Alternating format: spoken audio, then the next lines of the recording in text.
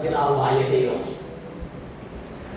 അവിടുന്ന് ഞങ്ങൾക്ക് വേണ്ടി കാൽവരി ക്രൂശിൽ അവിടുത്തെ ജീവനെ വെച്ച് നിത്യമായിട്ടുള്ള രാജ്യത്തിൻ്റെ അവകാശിയായി തീർക്കുവാൻ തക്കവണ്ണം അവിടുത്തെ രക്തം ചൊരിഞ്ഞ് ഞങ്ങളെ അവിടുന്ന് വീണ്ടെടുത്ത കർത്താവേ, ഇന്ന് അങ്ങയുടെ തിരുസന്നിധിയിൽ കടന്നു വന്നിരിക്കുന്ന ഞങ്ങളെ കരുണയോടെ രക്ഷിക്കണമേ.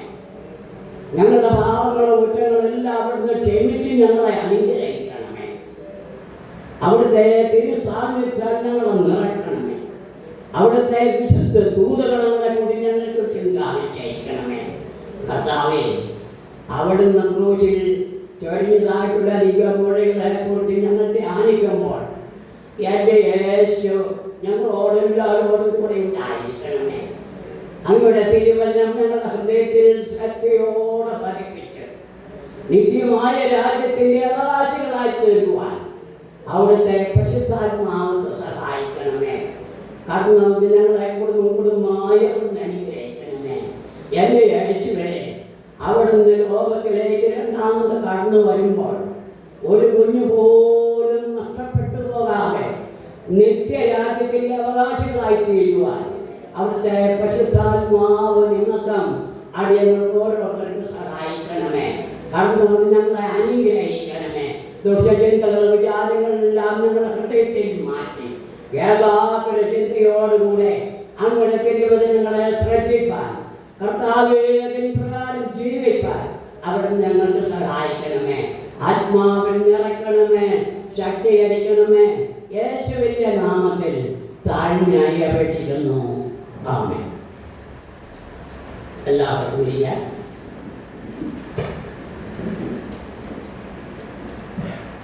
ദൈവനാമത്തിൽ മക്കളും താഴെ 2025 നോമ്പിലൂടെതായിട്ടുള്ള അടുത്ത വെള്ളിയാഴ്ച നാം എല്ലാവരും കടന്നു വന്നിരിക്കുകയാണ്. കഴിയുമ്പോഴായിട്ടുള്ള കാലങ്ങളിൽ നമ്മൾ അനേക ദൈവവചനങ്ങൾ കേട്ട് നമ്മുടെ ജീവിതം എപ്രകാരം ഇരിക്കുന്നു എന്ന് ചിന്തിക്കുന്ന ഒരു സമയം കൂടിയാകുന്നതില്ല. ഇന്ന് അങ്ങയുടെ തിരുവചനത്തെക്കുറിച്ച് ധ്യാനിക്കുമ്പോൾ കർത്താവേ, അവിടുത്തെ ദിവ്യമായ ശക്തി ഞങ്ങൾ ഓരോരുത്തരും പകരണമേ എന്ന് നാം ഓരോരുത്തരും പ്രാർത്ഥിച്ചു കൊണ്ടിരിക്കണമേ. എനിക്ക് വേണ്ടിയാണല്ലോ അവിടുന്ന് കാൽവരിയെക്കുറിച്ച് മരിച്ചത് എന്നുള്ള ചിന്ത നമുക്ക് ഓരോരുത്തർക്കും ലഭിക്കുന്നതിന് വേണ്ടി നമുക്ക് പ്രാർത്ഥനയോടുകൂടെ ദൈവസന്നിധിയിലേക്ക് കടന്നുചെല്ലാം. വിശുദ്ധ ലൂക്കോസ് എഴുതിയ സുവിശേഷം 23-ാം അധ്യായം 34-ാമത്തെ വാക്യം. ലൂക്കോസ് എഴുതിയ സുവിശേഷം 23-34. പിതാവേ, ഇവർ ചെയ്യുന്നത് എന്നതെന്ന് അറിയായതുകൊണ്ട് ഇവരോട് ക്ഷമിക്കണം. ഇവരോട് ക്ഷമിക്കണം. യേശു ശിഷ്യന്മാരും കൂടി അന്ത്യ അത്താഴം കഴിഞ്ഞതിന് ശേഷം അവർ പ്രാർത്ഥനയ്ക്കായിട്ട് കടന്നു പോകുന്നു. യെരൂശലേമിൽ സമയമുള്ള ഗെത്സമനെ തോട്ടത്തിൽ അവിടെ ചെന്ന് യേശു പ്രാർത്ഥനയ്ക്കായിട്ട് വരുന്നു. ശിഷ്യന്മാരോട് പറഞ്ഞു, നിങ്ങൾ ഉണർന്നിരുന്ന് പ്രാർത്ഥിപ്പേ, ഞാൻ വേറിട്ട് പോയി ഒരു സ്ഥലത്ത് പോയി പ്രാർത്ഥിക്കാം. ഏകദേശം ആ തോട്ടത്തിൽ മനോഹരമായിട്ടൊരു തോട്ടം, അതിൽ പ്രാർത്ഥിപ്പാനും അതിൽ ഇരിപ്പാനുമുള്ള പല സ്ഥലങ്ങൾ അവിടെയുണ്ട്. യേശു പലപ്പോഴും ആ തോട്ടത്തിൽ പോയിരുന്നു എന്ന് നമുക്ക് കാണാനായിട്ട് സാധിക്കുന്നുണ്ട്. ഈ സമയവും ദൈവമായിട്ടുള്ള ബന്ധത്തിന് വേണ്ടി യേശു ഗെത്സമനെ തോട്ടത്തിലേക്ക് ചെന്നു. തനിക്ക് വരുവാനുള്ള കഷ്ടതകളെല്ലാം ഓർത്ത് ദൈവവുമായിട്ട് അവിടെ നിന്ന് സംസാരിക്കുകയാണ്.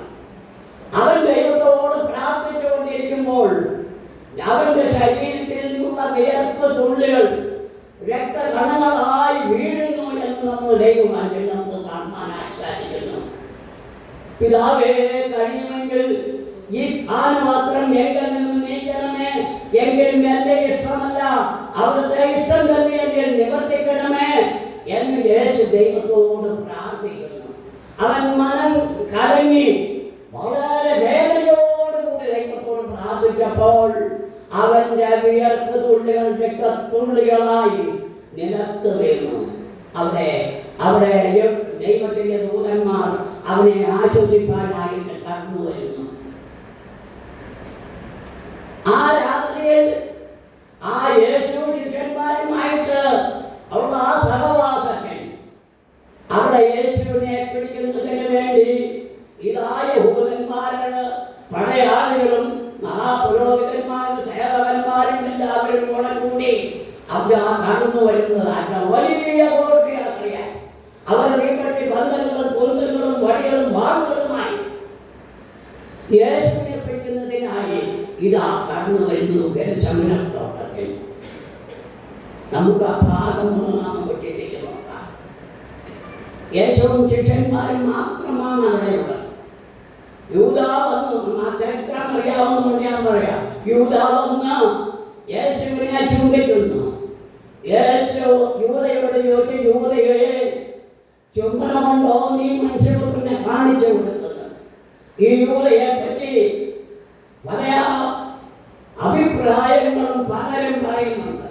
യൂദ എന്നുള്ള പേരുള്ള മനുഷ്യൻ ഒരു കുപ്രസിദ്ധ സംഘത്തിൽ കൊലയാളി സംഘത്തിൽ അംഗമായിരുന്നു എന്നും അവൻ ദുഷ്ട പ്രവൃത്തികൾ ചെയ്തുകൊണ്ട് ജീവിച്ചവനായിരുന്നു എന്നും അവിടുത്തെ ചരിത്രത്തെക്കുറിച്ച് ചിന്തിക്കുമ്പോൾ നമുക്ക് കാണാം. അപ്പനെ കൊന്ന് അമ്മയെ പാർപ്പിച്ച് ഗുരുവിനെ ഒറ്റിക്കൊടുത്ത ദുഷ്ടമനുഷ്യൻ. നമുക്കൊന്ന് ചിന്തിച്ചില്ല. അപ്പൻ ഞങ്ങൾക്ക് പറയാത്ത പറയുകയാണ്. അപ്പനെ കൊന്ന് അമ്മയെ പാർപ്പിച്ച് ഗുരുവിനെ ഒറ്റിക്കൊടുത്തതായിട്ടുള്ള ദുഷ്ട മനുഷ്യൻ. ആ മനുഷ്യന്റെ അവസാനം നമുക്ക് എല്ലാവർക്കും അറിയാവുന്ന ഞാൻ പറയുന്നത്. അങ്ങനെ ദുഷ്പ്രവൃത്തിയിൽ മുതിർന്നു നിന്നവനായിട്ടുള്ള ഈ യൂദയെ കർത്താവിന്റെ ശിക്ഷയിൽ പെടുത്തുവാൻ കാരണമെന്ത്? ഞാൻ ചിന്തിച്ച് നോക്കുമ്പോൾ വേറെ ഒരുത്തിനെയും അവിടെ കേൾക്കില്ല. കാരണമുണ്ട്. യേശുവിനെ ഒറ്റിക്കൊടുക്കുവാൻ കഴിവുള്ളവൻ ഇവൻ തന്നെ എന്ന് ദൈവം മുൻകൂട്ടി നിശ്ചയിച്ചു. അതുകൊണ്ടാണ് അവനെ ആ അവന്റെ സംഘത്തിൽ ആ ശിഷ്യന്മാരുടെ കൂട്ടത്തിൽ ഏർപ്പെട്ടിരിക്കുന്ന. കാരണമെന്താ? ആ ശിഷ്യന്മാരുടെ കൂട്ടത്തിൽ പോകുമ്പോൾ യേശുവിന്റെ നടപ്പ്, യേശുവിന്റെ പ്രാർത്ഥനകള്, യേശു ചെയ്യുന്ന കാര്യങ്ങള് എല്ലാം പറഞ്ഞ് മനസ്സിലാക്കി യേശുവിന്റെ സ്വരൂപവും എല്ലാം ആ ഹൃദയത്തിൽ വെച്ചുകൊണ്ട് മുൻപോട്ട് പോകാൻ കഴിയുള്ള ഒരു വ്യക്തി യൂദ മാത്രമായിരുന്നു എന്ന് നമുക്ക് കാണാൻ സാധിക്കുന്നു. നമുക്ക് ആ ഗെത്സമനത്തോട്ടത്തിൽ അവൻ ആ യൂദയിൽ വന്ന് യേശുവിനെ പിടിച്ചു കെട്ടി മഹാപുരോഹിതന്മാരുടെയും കയ്യപ്പാവിന്റെയും കയ്യിൽ ഏൽപ്പിക്കപ്പെടുന്നതിന് വേണ്ടിയിട്ട് അവൻ വന്ന് യേശുവിനെ ചുംബിച്ചു. യേശു യൂദയോട് ചോദിക്കുകയാണ്, യൂദയെ ചുംബനം കൊണ്ടോ നീ എന്നെ കാണിച്ചു കൊടുക്കുന്നത്? സ്നേഹത്തോടുകൂടിയുള്ള പ്രവർത്തനങ്ങൾ അതിന്റെ നാശത്തിനിടയാക്കുന്നതായി നമുക്ക് കാണാനായിട്ട് സാധിക്കുന്നു.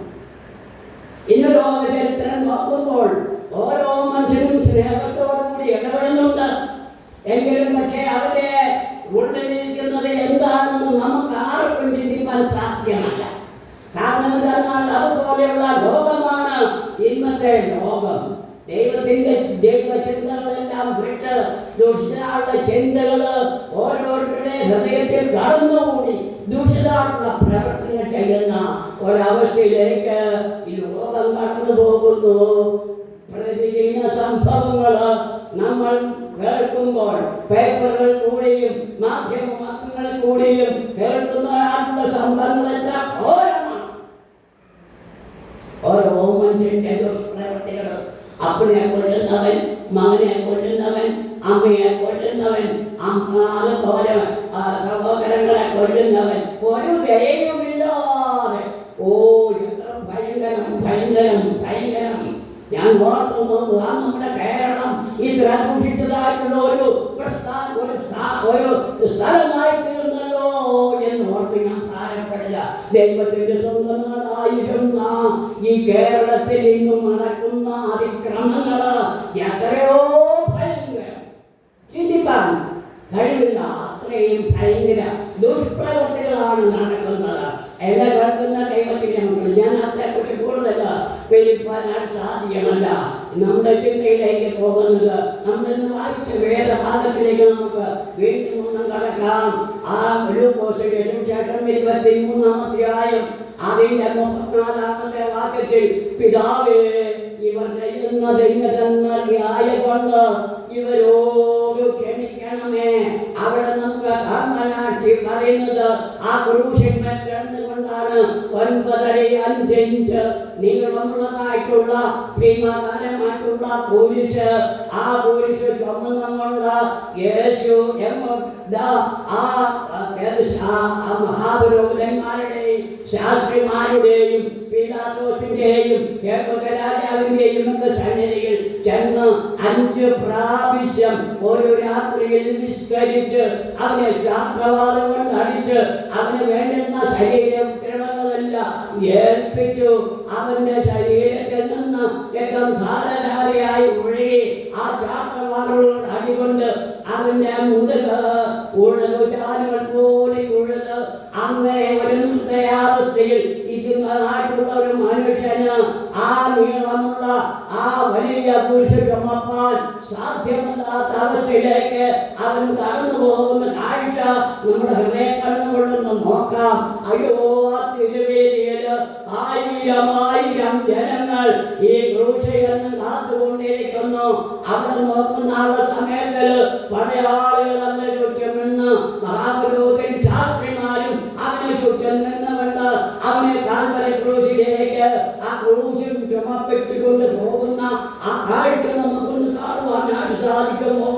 ആ ഭീമാകാരമായിട്ടുള്ള കുരിശ് അവൻ ചുമന്ന് കൊണ്ടുപോകുമ്പോൾ അവന് ചുമപ്പാൻ ചാടിയില്ലാതെ പല ഭാഗത്തും അവൻ വീഴുന്ന നാട്ടുകാരെന്ന് കേൾക്കുന്ന എന്റെ ദൈവത്തിന്റെ മക്കളെ, നിങ്ങളുടെ ഹൃദയക്കണ്ണുകള് ആ ക്രൂശിന്റെ ചുവട്ടിലേക്കൊന്ന് നോക്കുക. അവനെ നോക്കി നിൽക്കുന്ന ആയിരങ്ങളുണ്ട്. അനേകർ അവനെ കണ്ട് മുറവിളിയുന്നുണ്ട്. പലരും സന്തോഷിക്കുന്നവരുണ്ട്. ചിലർ അവനെ ക്രൂശിക്കായെന്ന് പറയുന്ന ആ വലിയൊരു ജനത്തോടുമുണ്ട്.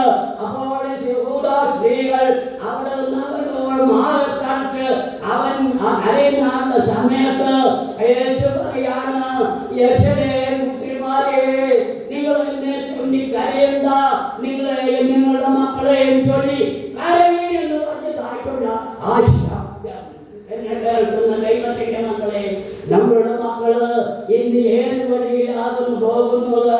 ദുർനടപ്പിലും അതുപോലെ ദുഷ്ടപ്രവൃത്തിയിലും ദുഷ്ടചിന്തകളിലും ദൈവത്തെ വേണ്ടാതെ സ്വന്തം ഇഷ്ടപ്രകാരം ദൈവത്തിന് വിരോധമായ പ്രവൃത്തികൾ ചെയ്തുകൊണ്ട് മുന്നോട്ട് പോകുമ്പോൾ യേശു പറഞ്ഞ വാക്കുകൾ നമുക്ക് നോക്കാം.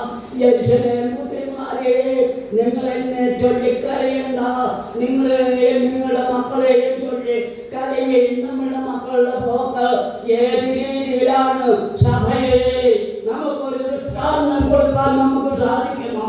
നമ്മുടെ സഭയിലുള്ള ഒരു കുഞ്ഞും പ്രവൃത്തി ചെയ്യരുത്, ദുഷ്പ്രവൃത്തികൾ ചെയ്യുവാനുള്ളവരെ എന്ന് ദൈവത്തോട് പ്രാർത്ഥിക്കാനാണ് സാധിക്കുമോ?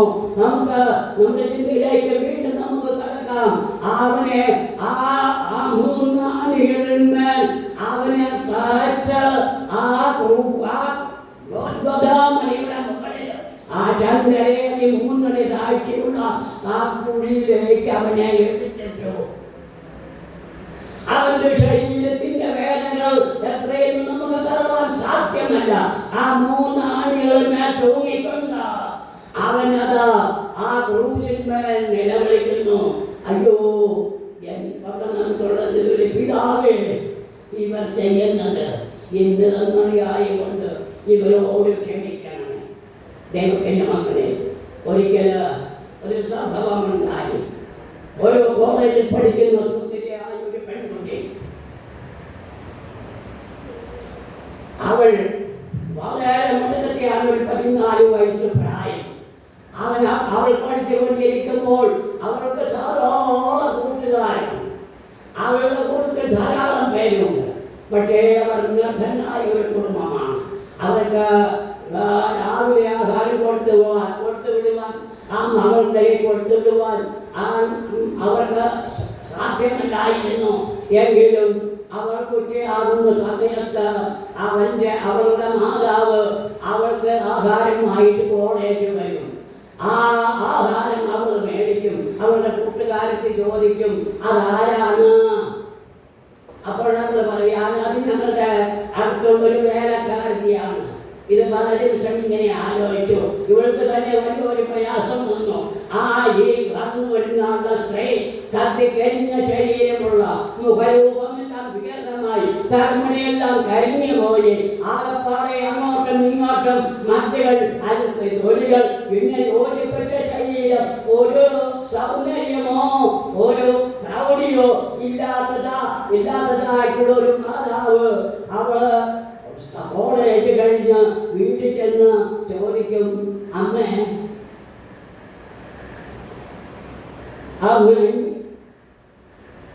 അവളുടെ ആ ചോദ്യം അവൾക്ക് മനസ്സിലായി. ഈ ശരീരമായിട്ട് ഈ കോളേജിൽ പറയുന്നത് കാരണം എന്താണ്? എൻ്റെ സഹോദരൻ്റെ കൂട്ടുകാര് എന്നെ കളിയാക്കുന്നൊരവസരം. ആ അമ്മ മകളോട് പറഞ്ഞു, മകളെ ഞാനും എൻ്റെ അപ്പനും കൂടെ ഒരു ചെറിയൊരു വീട് വിട്ടൊരു തോടിൻ്റെ കരയിൽ താമസമായി. അന്ന് നീ കുഞ്ഞായിരുന്നു. ഞാൻ തുണിയെടുക്കുവാൻ അടുത്തുള്ള പുഴയിലേക്ക് ഇറങ്ങിപ്പോയി.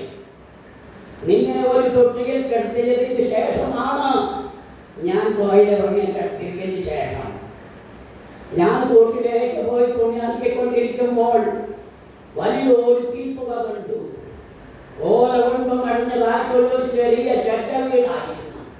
അടുക്കളയിൽ നിന്ന് തെയ്യം പകർന്ന ഈ വീട് മുഴുവൻ കത്തി നശിച്ചു. അവൾ ഓടിച്ചെന്നു. അവളുടെ അവിടെ തൊട്ടിയിൽ കിടപ്പുണ്ട്. അവൾ ആ തീയുടെ നടുവിൽ കൂടെ ഓടിച്ചെന്ന് ആ കുഞ്ഞിനെ എടുത്ത് തൊട്ടിയുടെ അടുത്ത് മാറോടണച്ച് അവൾ പുറത്തേക്ക് വന്നു. അവൾ പുറത്ത് വന്നവൾ നിലത്ത് വീണു. പക്ഷേ കുഞ്ഞിനൊരു കേടും പറ്റിയില്ല. അങ്ങനെ അവൾ വളരെ കഷ്ടതയെ വെച്ച് ദുരിതത്തിലായി. അവളുടെ ശരീരം മുഴുവൻ തീ കൊണ്ട് പൊള്ളി. വളരെ പ്രയാസപ്പെട്ട എന്നെ ഞാൻ വളർത്തിയത്. അവരുടെ ഒരു വിവാഹ ഫോട്ടോ ആ അമ്മയുടെ കയ്യിലുണ്ടായിരുന്നു. ആ അമ്മ ആ മകളെ കാണിച്ചു, മകളെ ഇതാ നിന്റെ അമ്മയുടെ ഫോട്ടോ. ആ മകളെ ഫോട്ടോ കണ്ട് വളരെ പരിതാപത്തോടുകൂടി അമ്മയെ കെട്ടിപ്പിടിച്ചു. എൻ്റെ അമ്മയെ എനിക്ക് വേണ്ടിയിട്ടാണല്ലോ അവിടുന്ന് ഈ ശരീരം നഷ്ടപ്പെടുത്തിയത്. അവിടുന്ന് എനിക്ക് വേണ്ടിയിട്ടാണല്ലോ തീച്ചൂളയിൽ കാണുന്ന എന്നെ രക്ഷപ്പെടുത്തിയത്. എൻ്റെ അമ്മ കെട്ടിപ്പിടിച്ച മകള് ചുമ്മനം കൊടുത്തു. നമുക്ക് കാണാൻ സാധിക്കുന്നു. എന്നെ കേൾക്കുന്ന എൻ്റെ ദൈവമേ, നിന്നെ പാപത്തിൽ നിന്ന്, പാപത്തിന്റെ തീച്ചൂളയിൽ നിന്ന് എന്നെ രക്ഷിക്കുന്നതിന് വേണ്ടി ദൈവപുത്രൻ സ്വർഗത്തിൽ നിറങ്ങി നിനക്ക് വേണ്ടി കാൽവരി ക്രൂശിൽ 3 ആടുകളിൽ മേൽ തൂങ്ങി നിൽക്കുന്ന കാഴ്ച കാണാമോ? അയ്യോ, എനിക്ക് വേണ്ടിയാണല്ലോ അവിടുന്ന് കാൽവരി ക്രൂശിൽ തൂങ്ങിയത്. പിതാവേ, ഈ പാപം എനിക്ക് നിൽക്കതേ എന്ന് നമുക്ക് പ്രാർത്ഥിക്കാൻ സാധിക്കുമോ? തന്നെ കേൾക്കുന്ന ദൈവത്തിന്റെ മക്കളെ, നിനക്ക് വേണ്ടി, അതുകൊണ്ട് നിന്നെ ക്രൂശിച്ചതായിട്ടുള്ള ആ മക്കൾക്ക് വേണ്ടി, തന്നെ ശുശ്രൂഷിച്ചതായിട്ടുള്ള എല്ലാവർക്കും വേണ്ടി ദൈവം പ്രാർത്ഥിക്കുന്നുണ്ട്. തന്നെ ഒറ്റക്കൊടുത്ത യൂദായ്ക്ക് വേണ്ടിയും പ്രാർത്ഥിച്ചതാണ് എന്ന് ഞാൻ വിശ്വസിക്കുകയാണ്. കാരണമുണ്ട്, അവൻ പറഞ്ഞ് ആ യൂദ അവനെ ചുമ്മനം കൊണ്ട് ഒറ്റക്കൊടുത്തപ്പോൾ, യൂദയെ നീ ചുമ്മനം കൊണ്ടോ എന്നെ ഒറ്റക്കൊടുത്തുന്നത്? ആ സംസാരം അവനെ രൂപാന്തരപ്പെടുത്തി എവിടം വരെ അവൻ തൻ്റെ പ്രിയനാമന്റെ യേശുവിന്റെ വാക്കു കേട്ടു അവന്റെ ഹൃദയത്തെ കുറിച്ചുകൊണ്ടു, അയ്യോ ഞാൻ ഭാവിയായ മനുഷ്യനാണ്, ഞാൻ തെറ്റുപോയി, ഞാൻ ഗുരുവിനെ ഒറ്റിക്കൊടുത്തു, ഇനി എനിക്ക് ജീവിക്കാൻ സാധ്യമല്ല. അവൻ പോയി കെട്ടിട്ടാന്ന് ചാത്തു. ദൈവമക്കളെ, യേശുവിനെ ഒറ്റിക്കൊടുക്കുന്ന എത്ര സമയം വരെ ഉണ്ടായിരുന്നു. ആ യേശുവിനോട് പറയാണ്, പിതാവേ ഇവർ ചെയ്യുന്നതെന്ന് തന്നറിയായിക്കൊണ്ട് ഇവരോട് ക്ഷമിക്കണമേ. എന്നെ കേൾക്കുന്ന ദൈവത്തിന്റെ മക്കളെ, ഇവർ ചെയ്യുന്നത് എന്താണ്? ഇവരാരെല്ലാം നമുക്ക് നോക്കാം. അവനെ ക്രൂശിച്ചതായിട്ടുള്ള പടയാളികളുണ്ട്, ഹേരോദാവുണ്ട്, പൈലാത്തോസുണ്ട്, മഹാപുരോഹിതന്മാരുണ്ട്, വലിയൊരു ജനക്കൂട്ടം. അവരെല്ലാവരും ഒരേ സ്വരത്തിൽ ആർത്ത് ഘോഷിച്ചതായിട്ടുള്ള ആ ശബ്ദം നമുക്ക് കേൾക്കാം. അവിടെയെല്ലാം നമുക്ക് അവനെ പീലാത്തോസ് അവനോട് പറഞ്ഞു, ആടുതോറും ഒരുത്തനെ ഞാൻ വിട്ടുതരിക പറയുന്നുണ്ടല്ലോ, ബർവാസിനെ ഞാൻ വിട്ടുതരാമെന്ന് പറഞ്ഞപ്പോൾ അവരെന്ത് പറഞ്ഞു? അയ്യോ അവനെ ബർവാസിനെ വിട്ടുതരാം. ബർവാസ് കൊള്ളക്കാരനും കൊലയാളിയുമായിരുന്നു എന്ന് ദൈവത്തിൽ കാണാൻ സാധിക്കുന്നു.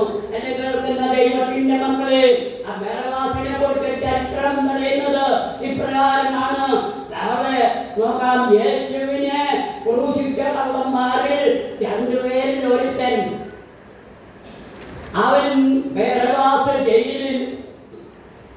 യേശു കുഞ്ഞു കൊല്ലുവാനായിട്ട് ഹേരോദ രാജാവ് അവിടെ കൽപ്പന കൊടുത്തപ്പോൾ ആ കുഞ്ഞിനെ എടുത്തുകൊണ്ട് യേശുവിന്റെ മാതാവും ആ യോസേഫും ആ കുഞ്ഞിനെ എടുത്തുകൊണ്ട് അവർ ഓടി എങ്ങനെയെങ്കിലും രക്ഷപ്പെടണമെന്നുള്ള ചിന്തയോടുകൂടി അവർ ഓടി ഓടി ഓടി ഒരു വനത്തിൽ ചെന്നു.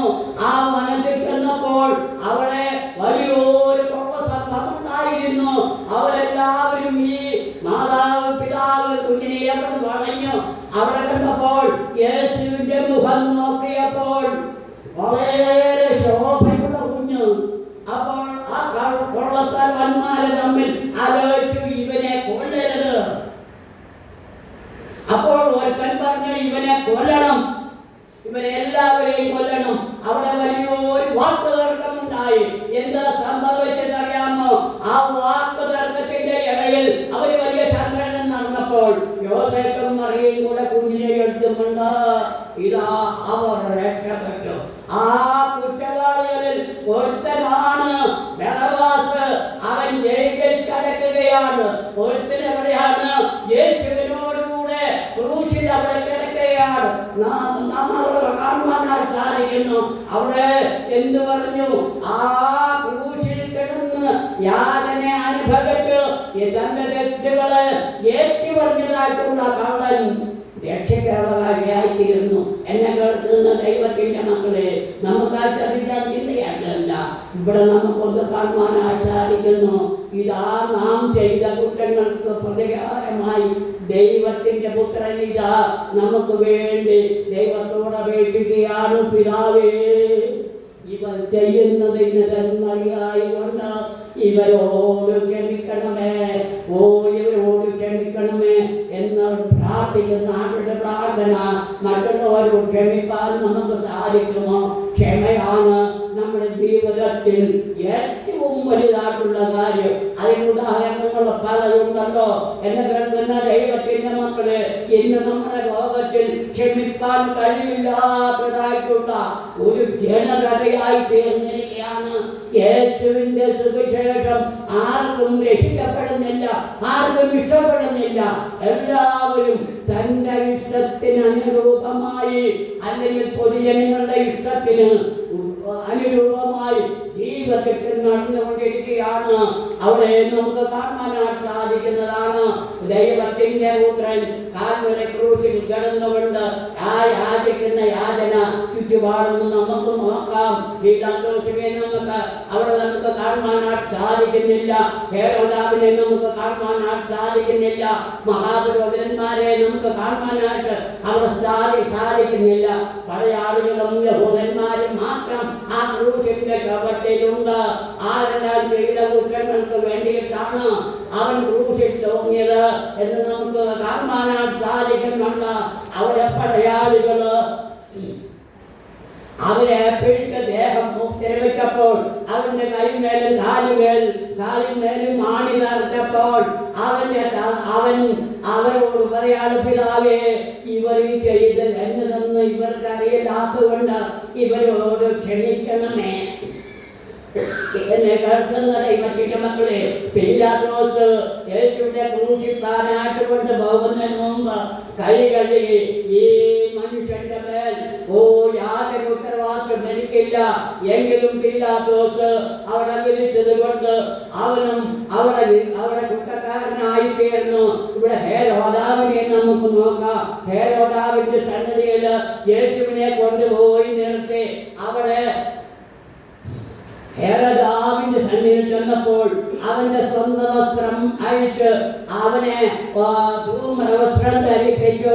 അവനെ എന്റെ യേശുവിനോട് പലതും ചോദിച്ചു. ഹേരോദാവ്, നീ യൂദന്മാരുടെ രാജാവോ?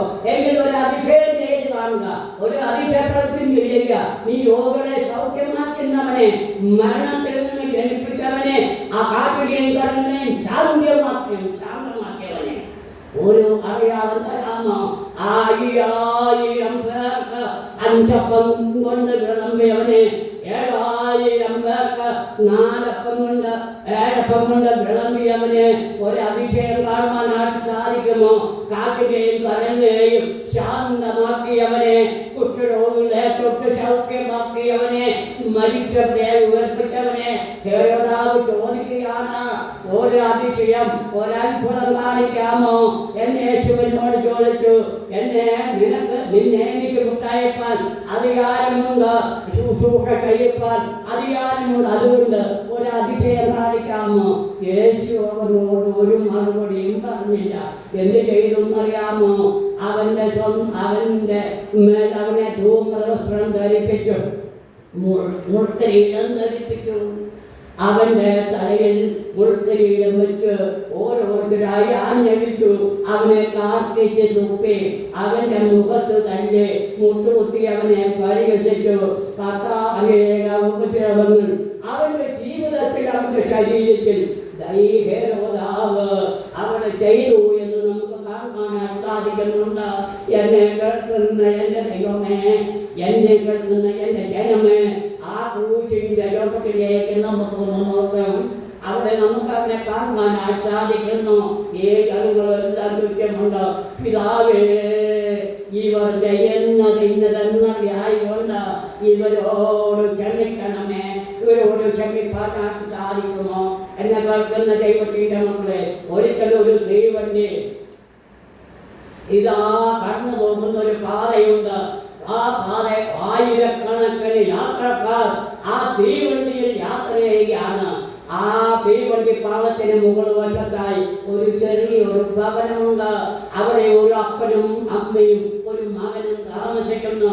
അവന് ഏകദേശം 12 വയസ്സ് പ്രായം.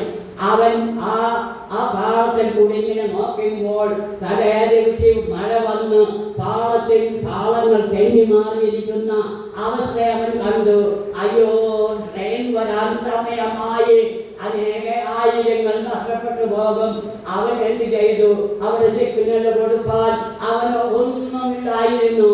അവൻ ഓടി അതാത് ട്രെയിൻ വരുന്നതിന് മൈലുകൾക്ക് മുമ്പ് അവൻ ഇതാ കൈ കാണിച്ചു. ആ പാളത്തിൽ കൂടി ഓടി. ഡ്രൈവർ അത് ശ്രദ്ധിച്ചില്ല. ഒടുക്കം അവൻ എന്ത് ചെയ്തു?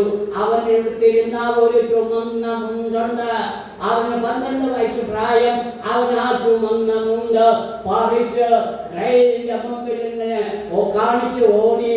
അപകടം, അപകടം, അപകടമാണ്. ട്രെയിൻ നിർത്തു. പക്ഷേ അവരിത് ശ്രദ്ധിക്കാതെ ട്രെയിൻ തീർത്ത് അതിശീഘ്രം കടന്നുപോയി. ആ ട്രെയിൻ വന്ന് ഈ 12 വയസ്സ് പ്രായമുള്ള അവന്റെ ശരീരം ഛിന്നഭിന്നമാക്കി. എന്നെ കേൾക്കുന്ന ദൈവത്തിന്റെ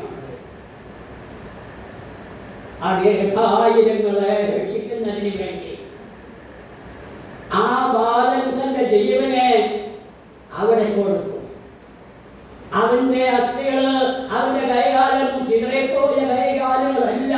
കൂട്ടിച്ചേർത്ത് അവൻ ആ ട്രെയിനിന്റെ അവിടെ താളത്തിൽ വെച്ച്, അയ്യോ മകനെ, നീ എനിക്ക് വേണ്ടി ആയിരക്കണക്കിന് യാത്രക്കാർ അവന്റെ സമീപത്തേക്ക് കടന്നു വന്നു. നീ ഞങ്ങൾക്ക് വേണ്ടി ജീവനെ വേണ്ടി എടുക്കുന്ന ദൈവത്തിന്റെ മക്കളെ, ഈ ലോകത്തിലുള്ള സർവ്വജനത്തിനും വേണ്ടി നമ്മുടെ കർത്താവ് കാൽവരി ക്രൂശിൽ തന്റെ ജീവനെ വെടിഞ്ഞു. കർത്താവിന് വേണ്ടിയിട്ട് വിപരീതമായി പ്രസ്താവിച്ച സകല മനുഷ്യരോടും അവൻ പറയുന്നത് അവൻ നമുക്ക് കാണുവാനായിട്ട് സാധിക്കുന്നുണ്ട്. അവന് നമുക്കൊന്ന് ക്ഷമിക്കുവാനായിട്ട് കഴിയുമോ? പിതാവേ, ഇവർക്ക് എന്നതെന്നറിയായിക്കൊണ്ട് ഇവരോട് ക്ഷമിക്കണമേ. ഇവന്റെ മേലുള്ളതായിട്ടുള്ള കുറ്റം അവിടെ നമുക്ക് കാണുവാനായിട്ട് സാധിക്കുന്നു. അവൻ ശാപത്തിനെ ലംഘിച്ചു, പാപമോചനം കൊടുത്തു, ദൈവപുത്രൻ എന്ന് പറഞ്ഞു. ദൈവാലയം പൊളിച്ച് 3 നാൾ കൊണ്ട് പണിയുമെന്ന് അവൻ പറഞ്ഞു. അപ്പോൾ അവിടെ നമുക്ക് കാണുവാനായിട്ട് സാധിക്കുന്നുണ്ടോ? ദൈവത്തിന്റെ ആ പ്രവർത്തനം അവൻ ചെയ്തപ്പോൾ അവനെ എന്ത് ചെയ്തു? അതാ അവനെ ക്രൂശിക്ക എന്ന് പറഞ്ഞവനെ നിലവിളിക്കുന്ന ആ ജനസമൂഹമുണ്ട്. അനേക കുഷ്ഠരോഗികളെ തൊട്ട് സൗഖ്യമാക്കിയ കർത്താവ്, മരിച്ചവരെ ഉയർപ്പിച്ച കർത്താവ്, ഇതാ അവന് പകരീതമായി അവനെ ക്രൂശിൽ കിടക്കുമ്പോൾ ആ ക്രൂശിൽ കിടന്നുകൊണ്ട് നമ്മുടെ മനാഥൻ നമ്മോട് വിളിച്ചു പറയാണ്, അല്ലാ പിതാവേ, ഇവർ ചെയ്യുന്നതിന്നതെന്നറിയായിക്കൊണ്ട് ഇവരോട് ക്ഷമിക്കണമേ എന്ന എന്തെല്ലാം ആൾക്കാർക്ക് വേണ്ടിയാണ് അവൻ ക്ഷമ ചോദിക്കുന്നത് എന്ന് നമുക്ക് കാണുവാനായിട്ട് സാധിക്കുന്നു. തന്നെ കല്യാണങ്ങൾക്ക് വേണ്ടി, തന്നെ നിന്ദിച്ചവർക്ക് വേണ്ടി, തന്നെ മരണത്തിന് ഏൽപ്പിച്ചവർക്ക് വേണ്ടി, തന്നെ ഉത്തരവർക്ക് വേണ്ടി, തന്നെ അടിച്ചവർക്ക് വേണ്ടി, കള്ളസാക്ഷ്യം പറഞ്ഞവർക്ക് വേണ്ടി, തന്റെ മുഖത്ത് തുപ്പിയവർക്ക് വേണ്ടി ക്രൂശ് എന്ന ആ ആപത്തിൽ അവനെ തറച്ചു. അവിടെ നമുക്ക് നോക്കാം എന്തെല്ലാം ദ്രോഹ പ്രവർത്തികൾ യേശുവിനോട് ചെയ്തു. പിതാവ് അവനോട് പറയാണ്, പിതാവേ, ഇവർ ചെയ്യുന്നതിന്നതെന്നറിയായിക്കൊണ്ട് ഇവരോട് ക്ഷമിക്കണമേ. ഇന്നും നമ്മുടെ മുമ്പിൽ അവനിതാ തൂങ്ങി നിൽക്കുന്ന ഒരു ചിന്ത കടന്നു പോകുക. ഈ ലോകത്തിൻ്റെ ഇമ്പങ്ങൾക്ക് പോകുന്നവനെ, മദ്യപാനത്തിന് പോകുന്നവനെ, ദുഷ്ടചിന്തകളായി പ്രവർത്തിക്കുന്നവനെ, അന്യനെ ഉപദ്രവിക്കുന്നവനെ, സ്വയം തന്നെ ഒന്ന് നന്നാക്കുവാൻ കഴിയാതെ വിഷമിക്കുന്നവനെ, മറ്റുള്ളവന്റെ മുതൽ തട്ടിപ്പറിക്കുന്നവനെ അവിടെ കർത്താവ് പറയുന്നതാണ്, പിതാവേ, ഇവർ ചെയ്യുന്നതിന്നതെന്നറിയായതുകൊണ്ട് ഇവരോട് ക്ഷമിക്കണമേ. എന്നെ കേൾക്കുന്ന എൻ്റെ ദൈവമക്കളെ, ഞാൻ ഈ വാക്കുകൾ അവസാനിപ്പിക്കുകയാണ്. യേശു ഇന്ന് നിന്റെ സന്നിധിയിൽ വരികയാണ്. അവൻ നിനക്ക് വേണ്ടി ക്രൂശിൽ നടന്ന യേശുവല്ല, നിന്നെ സ്നേഹിക്കുന്ന യേശുവൻ, നിന്നോട് കൂടെ നടക്കുന്ന യേശുവെ, നിന്റെ ആവശ്യങ്ങൾ അറിയുന്ന യേശു ഇന്ന് നിന്റെ സമീപത്ത് ഇതാ കടന്നു വന്ന്, മകനെ, മകളെ, നീ എനിക്ക് വേണ്ടി ജീവിക്കാമോ? ഈ പകൽക്കാലം കർത്താവിന് വേണ്ടി നമുക്ക് ഏൽപ്പിച്ചു കൊടുക്കാമോ? ഒരു ദൈവം ആരും എടുത്തുകൊണ്ട് ഈ ആലയം വിട്ട് കടന്നു പോകാൻ സഹായിക്കുമോ? ഞാൻ എൻ്റെ യേശുവിന് വേണ്ടി പ്രവർത്തിക്കും. അനേക ദൈവദാസന്മാർ യേശുവിനെ ക്രൂശിക്കപ്പെട്ടു. 60 അപ്പോസ്തലന്മാർ തുറങ്കിലകപ്പെട്ടു. അവയെല്ലാം സംസാരിക്കാനുള്ള സമയമില്ല. അതുകൊണ്ട് എന്നെ കേൾക്കുന്ന ദൈവത്തിന്റെ മക്കളെ, നാം ഓരോരുത്തരും ചെയ്ത കുറ്റങ്ങൾക്ക് വേണ്ടി അവൻ കാൽവരി ക്രൂശിൽ തന്റെ ജീവനെ വെടിഞ്ഞു. അവൻ പറയുന്നത് എന്താണ്? മകനെ, മകളെ, നീ ശബ്ദം കേൾക്കുക.